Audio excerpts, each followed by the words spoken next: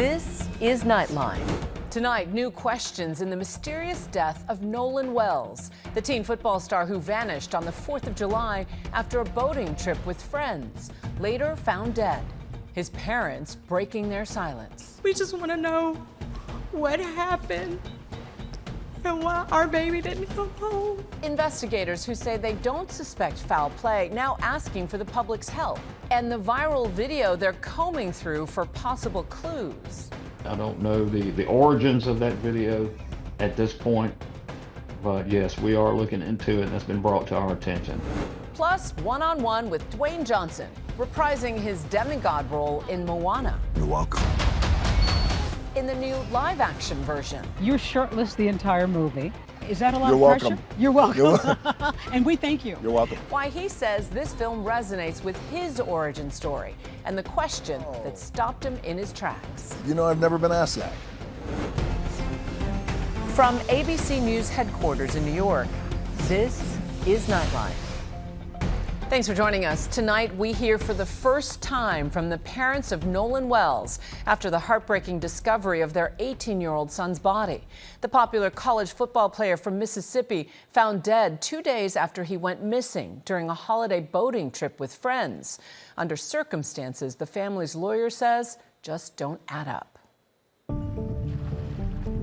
What was supposed to be a boat party with friends celebrating the 4th of July has turned into a mystery making national headlines. Now to the urgent search for answers in the death of Nolan Wells. This is a horrifying story because our hearts go out to the family of 18-year-old Nolan Wells. The body of 18-year-old college football player Nolan Wells found off the coast of Mississippi early Monday morning. We want that same respect that would be given to anybody else, and that's it. We just want answers. Wells went missing on the afternoon of the holiday. His friends all came back alive. Wells did not.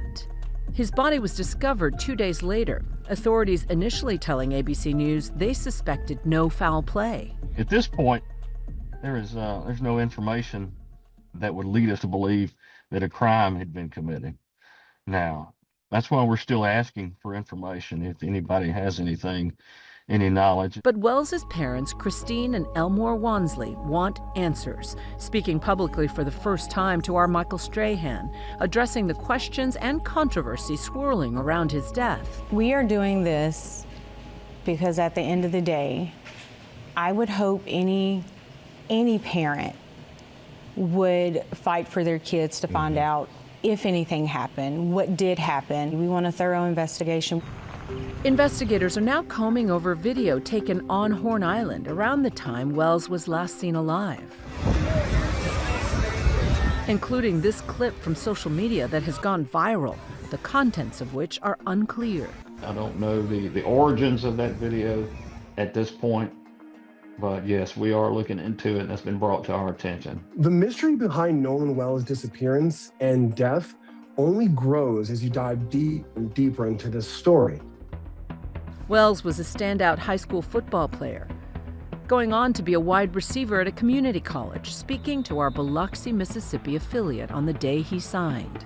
It's truly a blessing, you know, just being here with like some of my best friends, teammates, and we're all going to college together, most of us, so it's just truly a blessing to be here. Nolan was such a great person. He was just a happy young man that made everybody smile and just made your day brighter.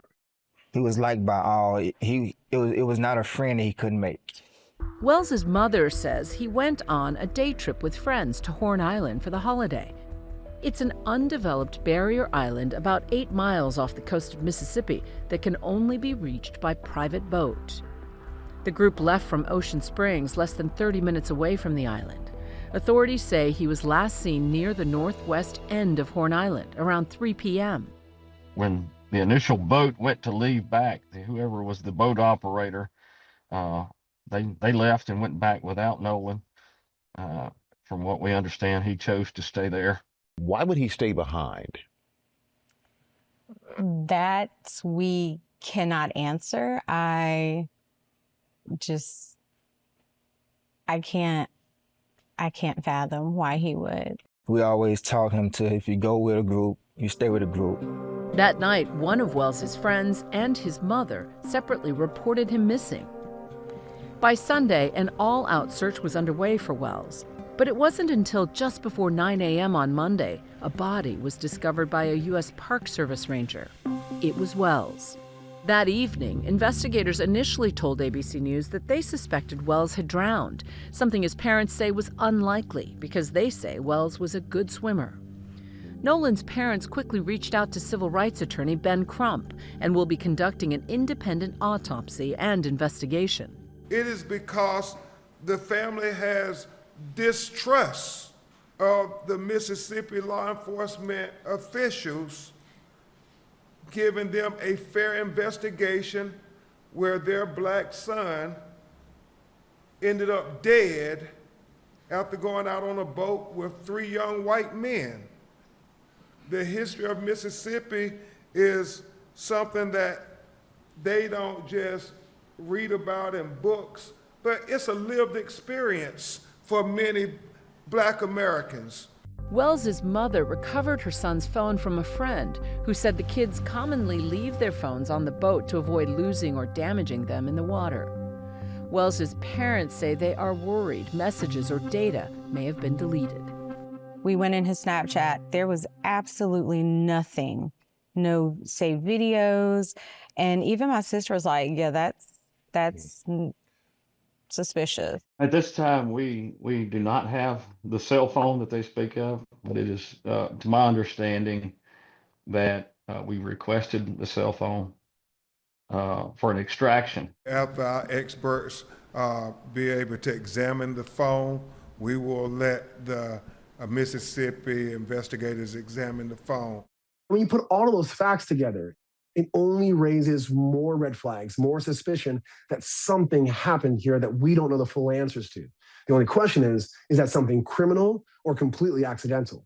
The mysterious circumstances surrounding Nolan's disappearance and death sparking outrage on social media. Because one thing I know a teenager is not doing is staying somewhere without a phone. The case became a racial flashpoint. They left from Mississippi to Horn Island, and his 3 white friends are the only ones that returned to the mainland. Because if I'm taking a friend out, especially if my friend is a person of color, their safety is not my responsibility. Oh my God, why are we making this about race? Because it is. Ashley Cole, a Mississippi judge and the mother of one of Nolan's friends on the boat, took to Facebook to dispel some rumors with facts, writing, "Our son Warren loved Nolan dearly." Cole had deactivated her account as her son and other friends faced scrutiny after Wells's death. She wrote, "No one in our family is trying in any way to impede with the investigation by law enforcement," adding, "Warren was interviewed by the Jackson County Sheriff's Department and cooperated fully." Cole said her son left Wells because the boat was taking on water and had a mechanical issue. Nolan, she said, made a decision to stay on the island and return inland later with another group of friends. He knew to stay with his group. So why would he split from his group? I don't know. Investigators are asking anyone who may have seen Wells or has any photographs or videos from that day on Horn Island to come forward. At this point, our main objective and our priority is to produce an accurate and professional and very thorough investigation into the death of Nolan, for the sake of his family and for the sake of the community. The state medical examiner performed an autopsy on Wells's body Tuesday. Officials say it could take a couple of weeks for results to come back. Wells's family say they hope to have answers sooner than that. We just want to know. We just want to know what happened and why our baby didn't come home. And of course, we'll continue to follow the story as it unfolds. And when we come back, we're one-on-one with Dwayne "The Rock" Johnson as he takes to the big screen for the live-action remake of Moana. You're shirtless the entire movie. Is that a lot You're of welcome. pressure? You're welcome. And we thank you. You're welcome.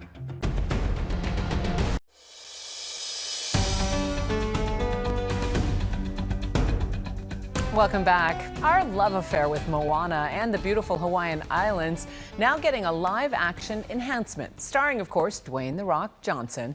The action hero tells our Deborah Roberts why playing the demigod Maui is a full-circle moment. There's something really special about Hawaii, isn't it? There is. I always feel like, and I always tell people who come here, the moment you get off the plane, you can feel that aloha spirit. I do. And that's something that, we're proud of. For Dwayne Johnson, art is imitating life, bringing him home to Hawaii and to the powerful cultural connection he holds dear. The island's natural wonder and life beyond the reef comes alive in Disney's Moana.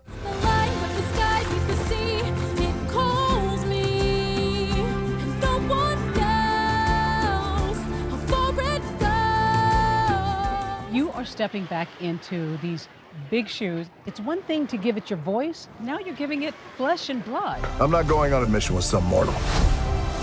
As we know, in animated, it's your voice, and your voice has to have a heartbeat, and it has to come alive because it's an animated film. But when it's the live action version, it's real bones, it's real human beings.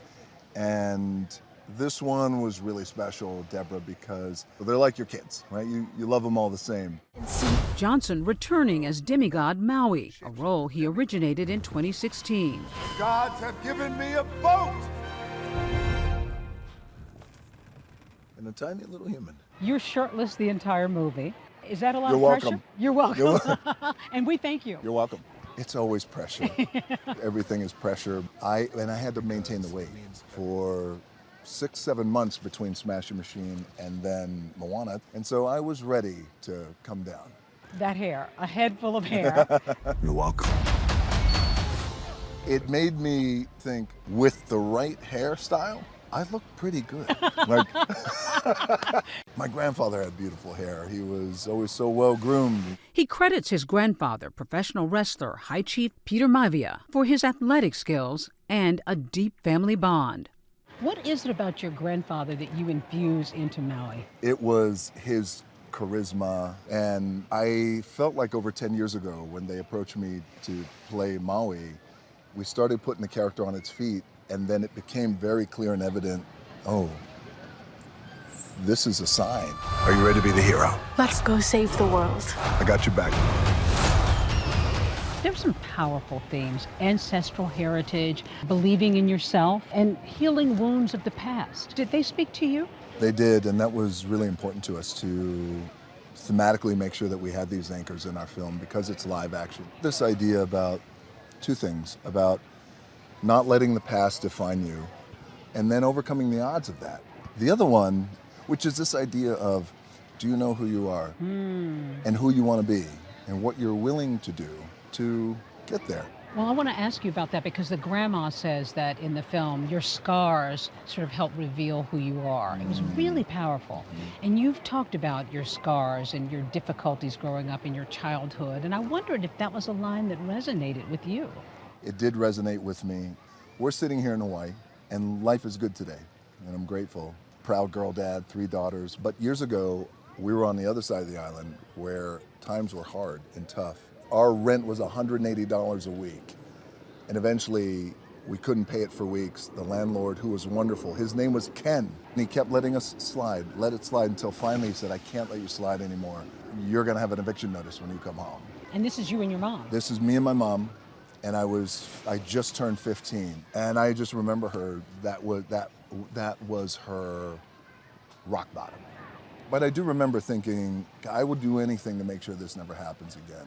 Like, that happened maybe 30 minutes from here, and now years later, I'm back here with my daughters, my family. We're here on the beach. Hey guys, a lot of people over there. A lot of folks over there trying to check you out It's because cool, they're excited. so as a success story. And life can come full circle, and it has.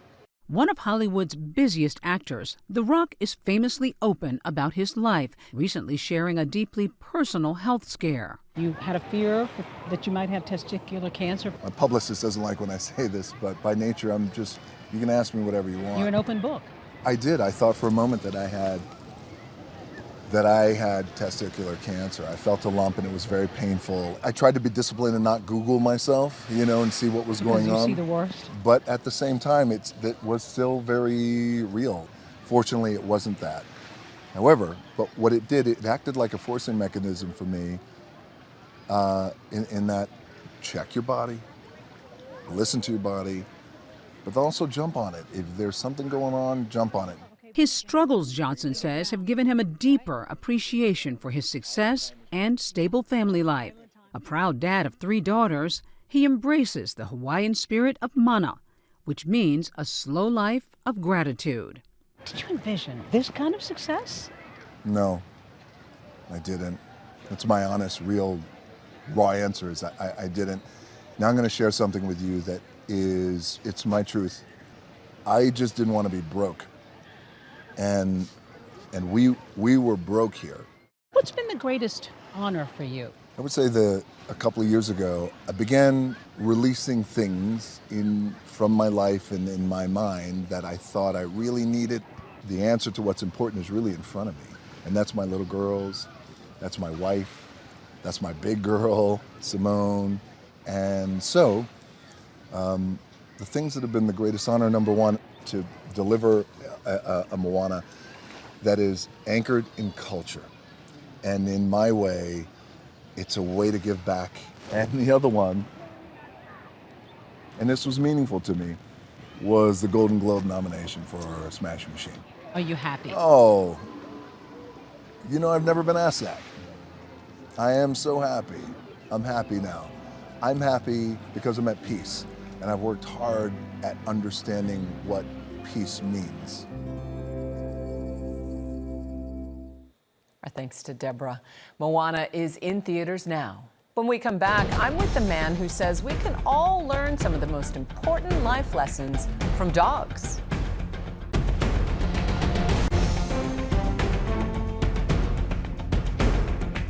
The New York Times has called him a lifestyle authority, and he's had best-selling books with the likes of real estate titan Barbara Corcoran, and he now has a second illustrated book on lessons we can all learn from man's best friend. Bruce Littlefield, welcome to Nightline. Thanks, Juju. It's great to be here. So this new children's book is called Everything You Need to Know About Life You Can Learn from Your Dog. It's true. Which is kind of brilliant. I have a Labradoodle named Hershey. You have an adorable Border Collie named Felix. What life lessons did he teach you? The book was inspired one morning when I woke up. I was sort of in an uncharacteristic bad mood. I walked out on my front porch. I was going to get some fresh air, and there was a giant limb sticking through my front porch ceiling. Oh, no. And so I was like, bad day. And Felix walks out, and he's like, the joy of the sun, the joy of the day, the joy of the stick I left there last night. He was having his best day ever. And I thought, you know what? Learn from that. You are this lifestyle guru. You're an entrepreneur. You're also a successful restaurateur. You also co-wrote the book with Barbara Corcoran about grown-up life lessons. What made you want to shift to children's books? Well, my dog. I literally, I realized that a children's book can actually whisper gently to adults as well. And it's a lesson that as you share these beautiful words with your child, you're telling yourself a little something with a tap on the shoulder as well. That's beautiful. And I know that the illustrations in this book are so fun, and really it emphasizes the sort of self-acceptance. Dogs never look in the mirror, right, and say, like, I suck. Yeah, and they don't, they don't care what their collar looks like, or if they have long hair, or if they have a little extra poundage on them. They're happy with who they are, and the lesson is, accept who you are. You're cute just as you are, and that's all right. That's big. Thank you so much, Bruce. What a great book. I'll buy it for every child in my life. Oh, thanks, Gigi. It's great to be here. Great to see you. And you can find Bruce's book, Everything You Need to Know About Life You Can Learn from a Dog, in bookstores now. That's Nightline for tonight. Thanks for staying up with us. Good night, America.